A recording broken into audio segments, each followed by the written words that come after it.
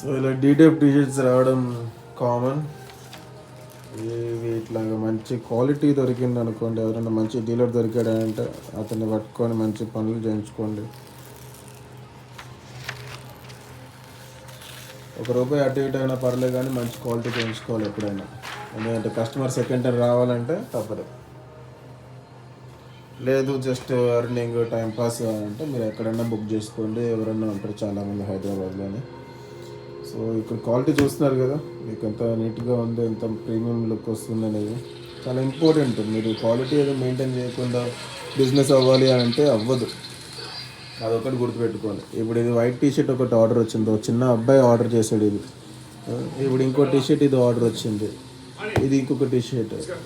దీని మీద ఇలాంటి ఫినిషింగ్ వస్తుంది. దీంట్లో మళ్ళీ మీరు ఎల్ఈడి నియాన్ లైట్లు అవన్నీ పెట్టుకుని ట్రై చేశారు అనుకోండి, డిటిఎఫ్లోని ప్రింట్ అనేది సరిగా రాదు, ఖరాబ్ అయిపోతుంది ప్రింట్ కూడా. సో మీరు సాటిస్ఫాక్టరీగా కస్టమర్కి ఇవ్వాలి అని అంటే ఆ నియాన్ ఎంటర్టైన్ చేయకండి కస్టమర్స్కి. నీట్గా ఏదైతే ఉందో ఫాంట్ డీటెయిల్డ్గా ఫాంట్ నెల ఇంటూ తీసుకోండి. మళ్ళీ 1 ఇంచ్లోని మీకు డీటెయిల్స్ కావాలంటే సరిగ్గా ప్రింట్ రాదు, అది కూడా చూసుకోవాలి మీరు. సో ఇది ఇంకొక టీషర్ట్ ఆర్డర్, ఇది బ్లాక్, ఇది సైజు, ఇది లార్జ్ ఒకటి, ఇది మీడియం ఒకటి.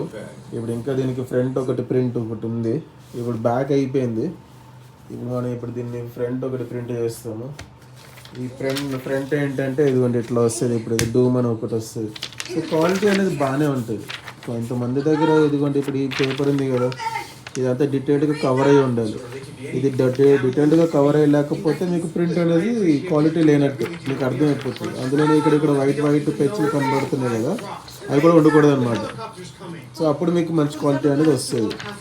లేకపోతే కొంచెం లో క్వాలిటీ లో ప్రైస్ అయిపోతుంది. తక్కువ కోసం దాన్ని ఎప్పుడు తీసుకోకండి, మంచి క్వాలిటీ చూసుకోండి ఎవరి దగ్గర తీసుకున్నా. Thank you.